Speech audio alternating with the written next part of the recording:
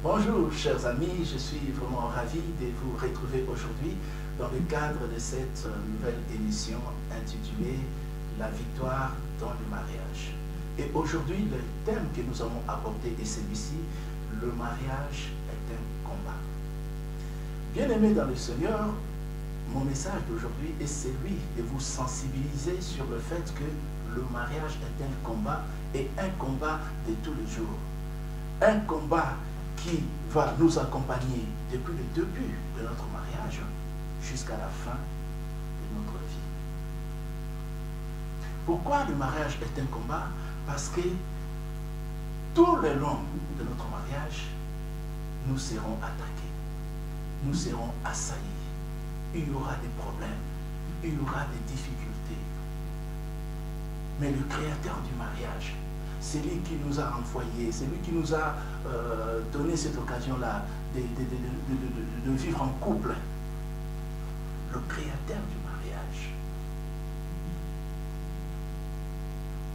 a voulu que, malgré les combats, malgré les difficultés, malgré les épreuves, que nous soyons des gens qui tiennent bon, nous soyons des gens qui cheminons vers la victoire et qui résistons à tous les assauts. Les assauts de qui? Dans le mariage, dans le combat du mariage, l'adversaire, ce n'est pas votre conjoint. L'adversaire, ce n'est pas votre femme.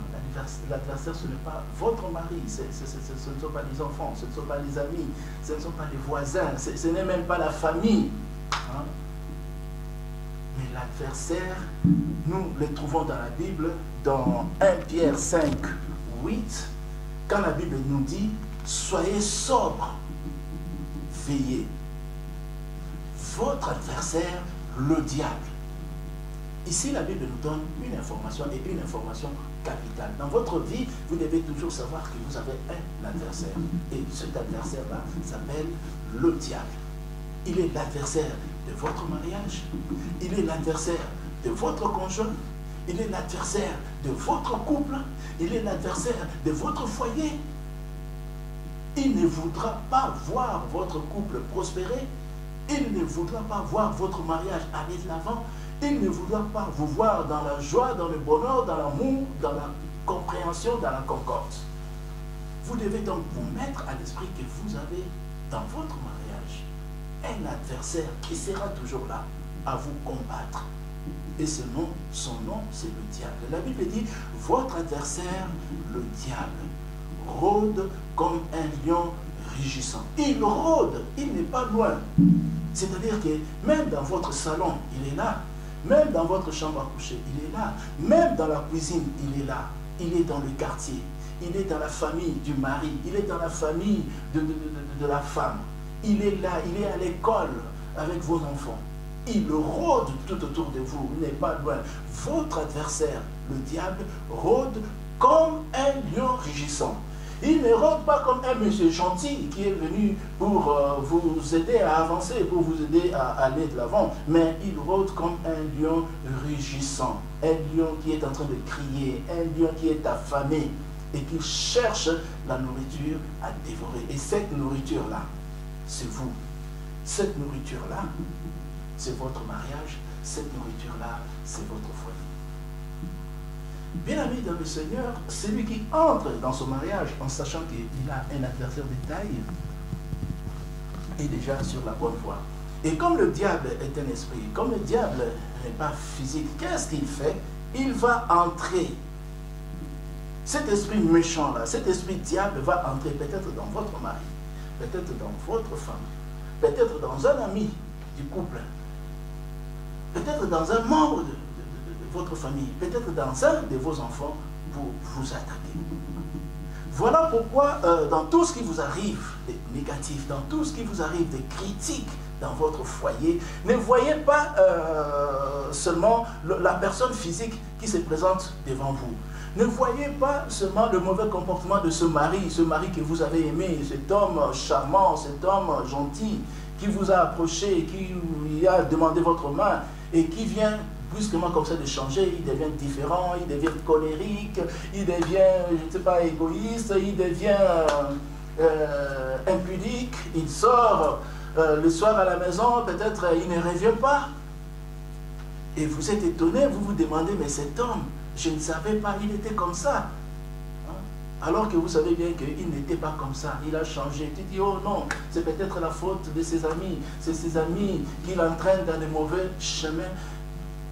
Ne le voyez pas lui physiquement, mais voyez plutôt l'esprit méchant qui est entré dans lui pour détruire le foyer, pour détruire votre mari, pour détruire le couple. Et c'est cet esprit-là, cet esprit méchant, c'est cet esprit mauvais qu'il faut combattre.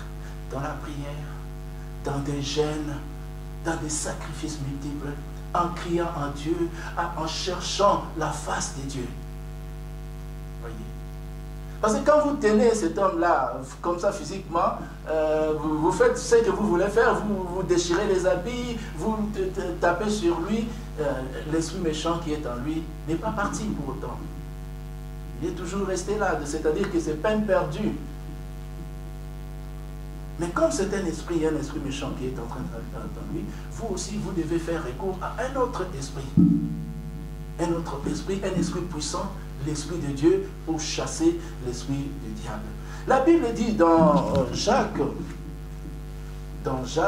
chapitre 4, verset 7, la Bible dit « Résistez au diable et il fuira loin de vous. » Bien-aimés, quand vous voyez qu'il y a des choses incompréhensibles qui vous arrivent dans votre foyer, il y a des choses que vous n'arrivez pas à résister, vous devez vous mettre à l'esprit que c'est le diable qui attaque. Et vous devez résister. Vous devez résister. Vous devez vous dire que chaque mariage sur cette terre est attaqué. Chaque mariage sur cette terre a ses problèmes. Chaque mariage sur cette terre a ses difficultés.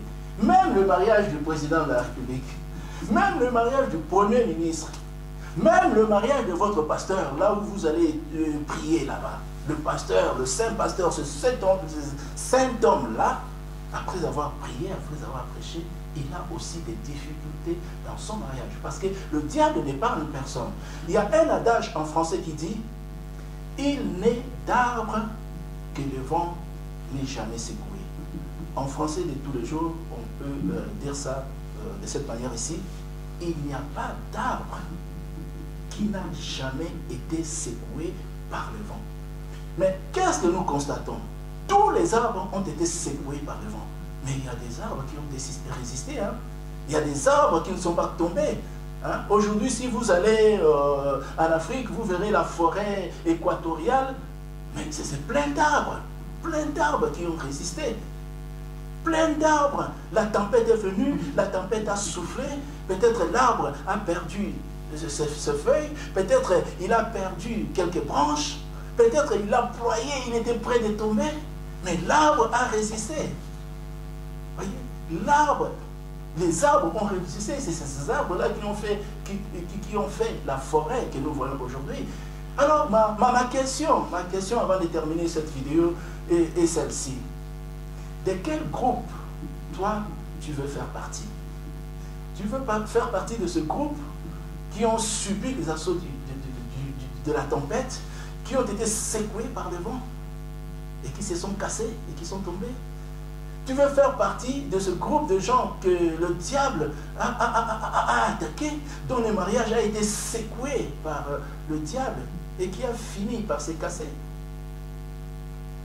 Ou bien tu veux faire partie de ces groupes, le groupe des bienheureux, le groupe de ceux qui ont trouvé refuge en Jésus-Christ et qui ont compris qu'avec Jésus-Christ nous avons la victoire. Le groupe de ceux qui, quand le diable arrive, ils comprennent que c'est un esprit méchant qui m'attaque, moi aussi je vais faire recours à un esprit 10 fois supérieur, l'esprit de Jésus-Christ, pour résister, pour tenir ferme. Ils ont peut-être perdu quelques arbres, ils ont peut-être perdu quelques amis, ils ont peut-être perdu de l'argent, ils ont peut-être perdu leur position, mais ils sont restés fermes dans leur mariage. Bien-aimés dans le Seigneur, le mariage sera toujours attaqué par le diable. Et vous savez pourquoi le diable attaque le mariage? Parce que le diable, lui, n'aura jamais le privilège de goûter au mariage. Le diable, lui, le mariage lui a été privé, lui a été empêché. Alors pour se marier, le diable, qu'est-ce qu'il fait? Il ne peut qu'entrer dans un homme sous forme de mari de nuit, il ne peut que se manifester sous forme de femme de nuit. Mais le mariage physique que nous voyons, c'est un domaine qui lui a été interdit. Il ne peut pas toucher, il ne peut pas goûter. Voilà pourquoi il est très jaloux contre ceux qui se marient, très jaloux contre ceux qui sont en couple, et il attaque. Il attaquera toujours. Mais la Bible dit, grâce soit rendue à Dieu le Père qui nous donne toujours la victoire en Jésus-Christ, notre Sauveur. Dans les combats du mariage, nous ne sommes pas seuls. Nous avons Dieu avec nous, nous avons Jésus-Christ avec nous, nous devons nous appuyer, nous avons des techniques pour avoir la victoire, nous avons la prière, nous avons le jeûne, la prière en famille, la prière en couple, le jeûne, nous avons le nom de Jésus, le sang de Jésus, autant de techniques pour résister. Bien-aimé dans le Seigneur, de quel groupe veux-tu faire partie? Parce qu'il y a des gens qui se glorifient de leur divorce. Il a divorcé, il a dit, oh, moi je suis bien, depuis que j'ai divorcé, je suis bien. En bon, Dieu le Père, Dieu le Créateur du monde a dit, il n'est pas bon que l'homme soit seul. Toi tu as divorcé, tu t'es retrouvé seul, et tu dis que tu es bien, tu contredis même le Dieu qui a créé le mariage. De quel groupe veux-tu faire partie? De ceux qui le diable a attaqué, qui ont ployé et qui ont fini par se casser, ou du groupe de ceux qui résistent avec Jésus-Christ? À toi donc de répondre à cette question. Pour aujourd'hui, nous arrêtons là.